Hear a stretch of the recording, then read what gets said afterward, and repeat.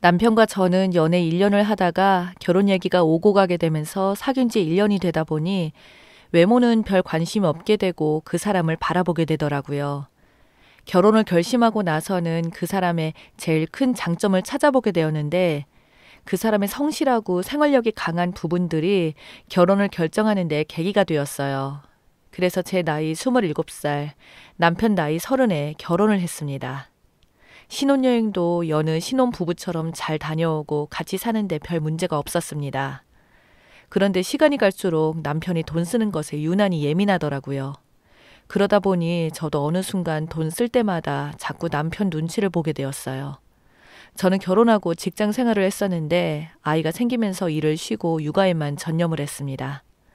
그런데 저에게 소소하게 들어가는 것들은 일을 쉬고 하니까 남편한테 생활비를 받아서 생활을 했어요. 한동안은 결혼 전에 가지고 있던 비상금과 퇴직금, 나머지 적금, 조금 해놓은 것과 따로 조금 모아둔 돈으로 쓰고 살았어요. 아이가 생기니까 돈이 순식간에 사라지더군요.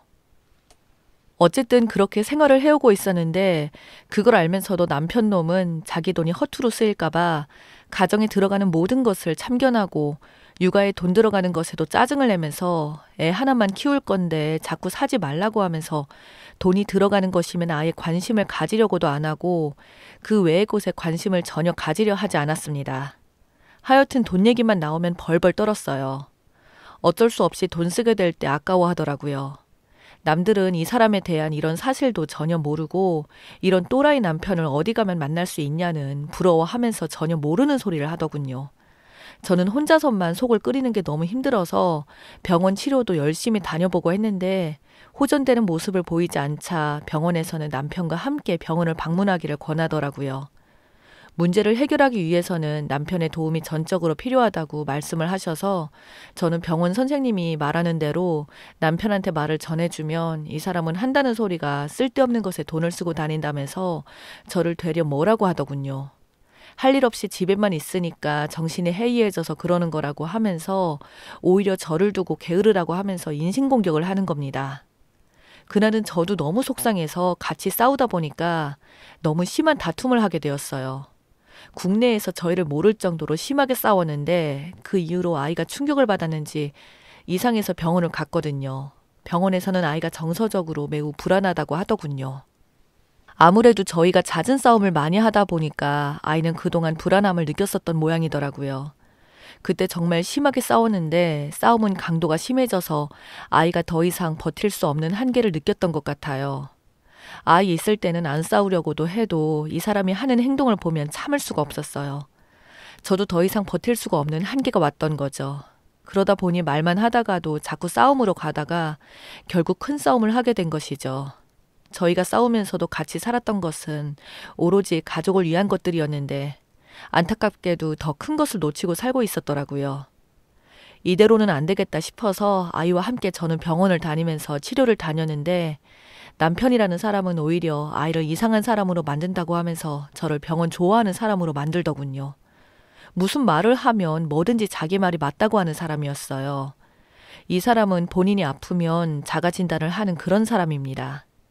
한 번은 제가 심하게 복통이 있어서 끙끙 앓고 있다가 안 되겠기에 응급실에 가려고 하니까 기가 막힌 게 화장실 가라고 하면서 너무 많이 먹어서 그런 거 아니냐고 하면서 쓸데없는 돈을 쓴다고 하더군요.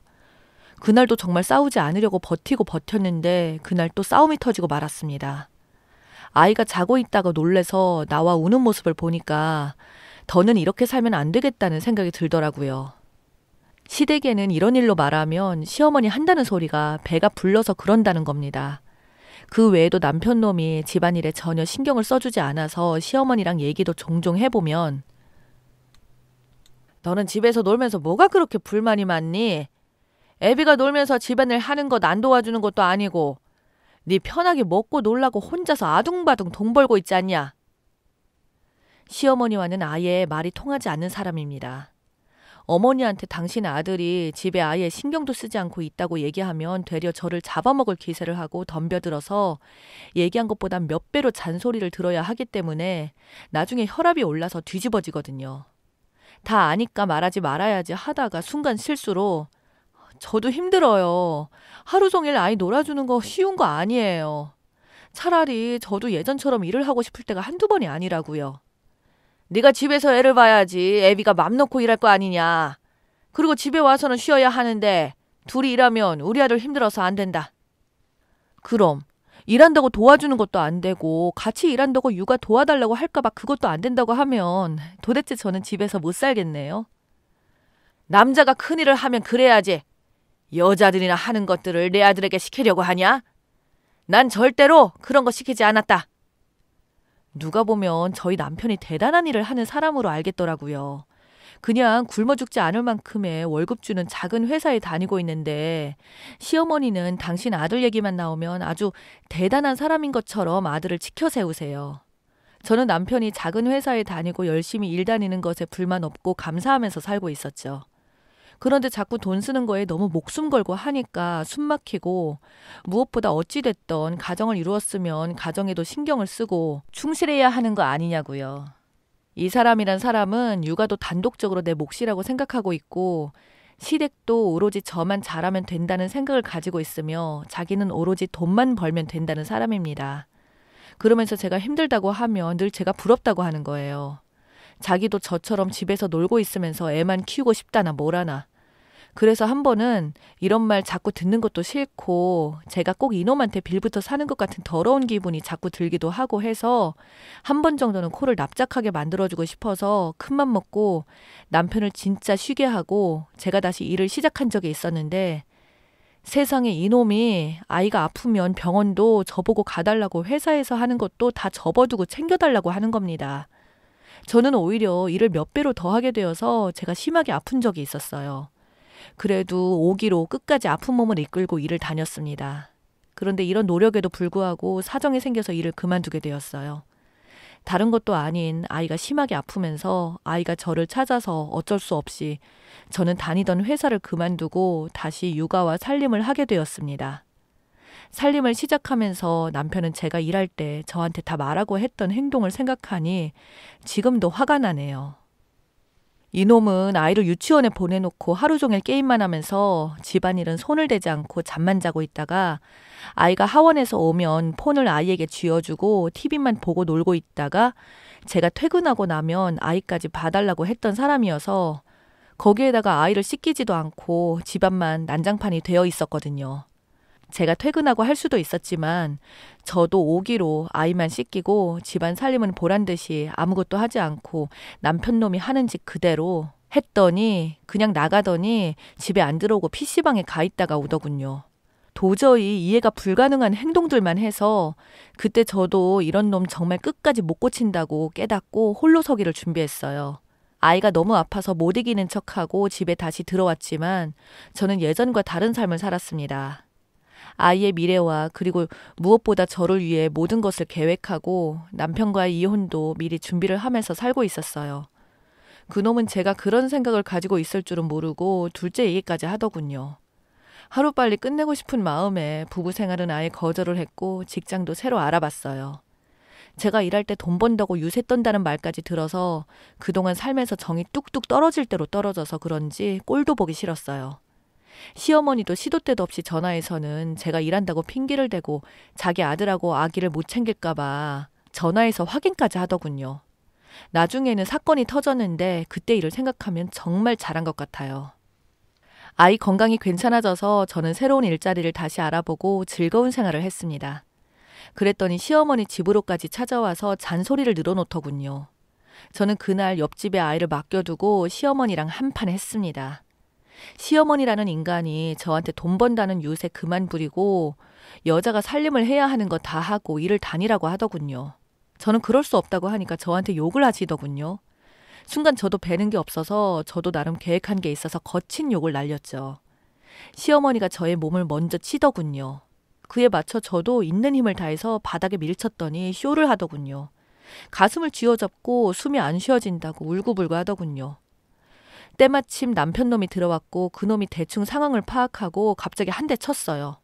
물론 저도 참지 않고 이놈이 먼저 선방을 날렸기 때문에 제 손도 남편으로 향했죠. 순식간에 당한 남편 놈은 저를 한 대 더 쳤지만 제가 피해서 제대로 맞지는 않았어요. 그런데 제가 한 대 먹인 것이 엄청 아팠는지 눈가가 터졌더군요. 시어머니는 기겁을 하면서 저에게 달려들기에 저도 그동안 참았던 화가 커지면서 제가 살려고 시어머니의 머리채를 잡고 흔들었습니다. 시어머니는 제대로 일어나지 못하더군요. 저는 그것들을 보면서 말을 했어요. 잘 들어. 니들이 힘들면 나도 힘들어. 내가 무슨 이 집의 종이야? 왜 뭐든지 힘든 거 다 내 몫이고 즐기는 건 당신들인 건데 내가 당신들한테 무슨 빚이라도 졌어? 내가 아이 때문에 이혼도 안 하고 사는 줄 알아? 난 적어도 살아보려고 노력했어. 그런데 인간들이 받아주면 어느 정도 생각을 해야 할 거 아니야. 똥인지 된장인지 찍어보고 하냐고. 나도 할 만큼 했다고 생각하는데 당신들이 그걸 당연하듯이 받아들이고 있어서 이제 그만하려고. 내가 그동안 참고 살았던 게 아니야. 말해도 못 알아듣는 인간들은 이렇게 행동으로 보여줘야만 알아듣는 것 같아서 한 거니까 깨달음이 있었으면 하네요. 당신들도 잘 들어. 그 더러운 돈 평생 너만 위해 쓰다가 죽어. 그리고 다시는 우리들 앞에 얼씬도 하지 마. 시어머니는 저를 제대로 알고서는 그 자리에서 저보고 웃기다고 되려 아들한테 이혼을 재촉하셨고 저를 콩밥을 먹이겠다고 하는데 그러거나 말거나 저는 그렇게 그들에게 말하고 나오면서 옆집에 맡겨둔 아이와 함께 친정으로 갔어요.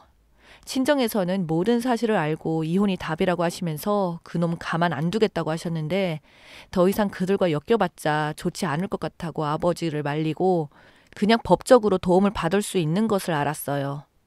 시어머니와 남편을 다시 만났을 때 시어머니는 위자료 한 푼도 주지 말고 내쫓아 버리라고 하셨는데 다행스럽게 위자료와 양육권도 가질 수 있었어요. 그렇게 지긋지긋한 인간들의 잔소리와 이기적인 사람들과의 인연이 끝났습니다. 이혼하고 혼자서 아이 키우면서 살려고 했는데 친정 부모님이 그렇게 살다 보면 아이 때문에 나중에 흐지부지 하면서 다시 살게 된다면서 혼자 사는 것을 끝까지 반대하셔서 죄송하게도 함께 사는 것을 선택해서 살고 있어요. 아이도 싸움 같은 것을 안 봐서 그런지 아이가 안정을 찾아가면서 차분해졌고 저도 부모님이 곁에 있어서 그런지 우울증 증세가 많이 좋아졌어요. 부모님이 예전에 맞벌이를 하면서 저한테 많이 신경을 못 써줘서 그렇다고 하셨는데 그 사랑을 저희 아이가 부모님한테 받고 있습니다. 지금은 제가 가장이 되어서 다 같이 육아도 하고 부모님한테 많은 도움을 받으면서 살고 있어요. 아이를 혼자 키우고 있지만 저는 절대로 후회하지 않고 속은 편안합니다. 나중에 혹시라도 아이가 아빠를 찾는다면 만남을 갖게 해줄 생각은 있는데 여러분의 의견은 어떠한지 궁금하네요.